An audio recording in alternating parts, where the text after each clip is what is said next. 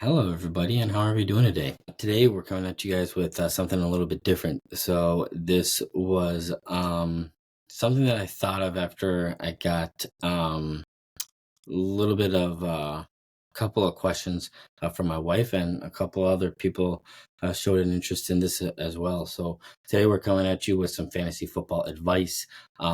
Yes, I do realize we're nearing the end of August here, but from what I remember, being young and doing some of these leagues, sometimes you forget about them until last minute. So I would say there's going to be a lot of drafts being taken in the next, 3, 4 days. So buckle up, nothing to be super anxious over. But three things I want to talk about before we kind of get in to like round by round stuff. First of all, please, please, please be patient on taking a quarterback. Number two, be patient on taking your defense and kicker. And three, ADP, it stands for average draft position. So obviously, the higher the number, the better the player, because typically average draft position is where people are taking them. So if you're in the fifth round, you'd rather, take somebody that's got a 5.3 ADP versus 5.9. With that, we're just going to jump right into it. In round one, assuming you didn't have the first overall pick, I would target your wide receiver one. That can be somebody like Jamar Chase, Amon-Ra St. Brown, CeeDee Lamb, A.J. Brown, Justin Jefferson. Get that wide receiver one in round one. And then in round two, get that RB1. Travis Etienne, Isaiah Pacheco, Saquon Barkley is on a new team with Jalen Hurts. That rushing game is really going to try offsetting that passing game and getting that balanced offense going, or Jahmyr Gibbs. And then after that, whether you're watching me or somebody else, you're going to kind of at this point start to get some different advice. But in the third round, I would say go after that second wide receiver. For those of you that maybe know some of these players' names and aren't brand new to football as a whole, you might be surprised to see guys like Debo, Cooper Kupp, Jalen Waddle, Brandon Ayuk, Drake London, DK Metcalf in here. Grab that guy, and then by the time you're going into round four, you got your top two wide receivers. Now, in round four, I will warn you guys, you're probably going to start seeing some quarterbacks off the board. Do yourself a favor and don't do that. Right here, you're going to want to try getting another wide receiver. Okay.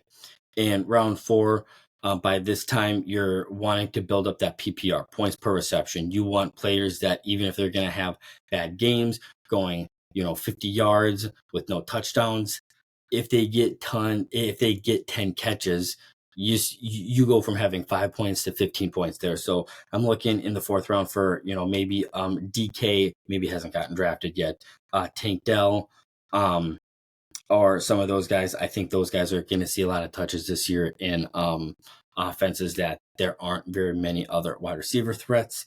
And then in round five, this is a good spot, I believe, to lock in that RB2. I think James Cook is poised for a big year in Buffalo. Other names to maybe target: Ramondre Stevenson in New England, James Conner, or Aaron Jones of the Minnesota Vikings. And then in round six, I would go for your tight end. Obviously, your top three, like Mark Andrews, Travis Kelce, I can't remember who would even be up there too, are probably going to be gone, but don't stress it, whether you're in an 8, a 10, or 12 team league. The difference between the top three and then the next 5, 7, or 9 tight ends is not that astronomical. So round 6, you'd still be able to get a really good tight end. George Kittle might fall that low, or even a guy like Kyle Pitts or Evan Ingram. Go ahead and get them.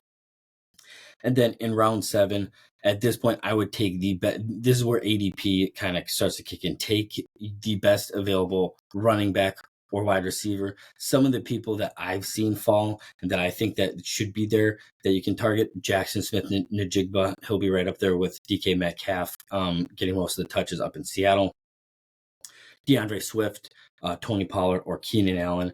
Another good thing about DeAndre Swift and Tony Pollard, not only are they good rushing, running backs, but they can also catch the ball and can get you those points there. And then for the quarterback question, this is the best round to get that right here in the 8th round.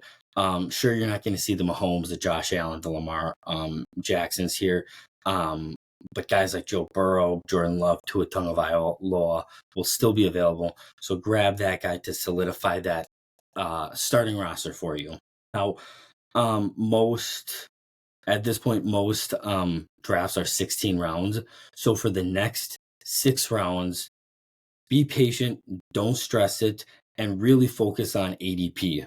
Take the highest guy available. At this point, you can start kind of playing with your rosters. If in the first couple rounds you notice, hey, I got 2 wide receivers that have bye weeks in week 12. Maybe I try to get another receiver that's got an earlier bye week, and you start playing with that. But like I said, trust the ADP. If you really don't know, you're like, oh, I know this guy. Trust the ADP and go with that, guys. And then the last 2 rounds, I'm a firm believer in this, are for your kicker and your defense. Again, you're going to see people reaching in the 12th, 11th, even 13th rounds, even sometimes 10th rounds to get that top defense that everybody thinks they're going to have, or the top kicker. Again, don't stress it. Whether you're in an 8, 10, or 12 person league, the difference between the 1 defense and the 12th defense, or the 1 kicker and the 12th kicker, is minuscule. And it's not even that big enough that you're going to win, that you're going to win the championship. So don't stress over it. Have some fun and do your thing. I believe in you guys, and cheers to a good season.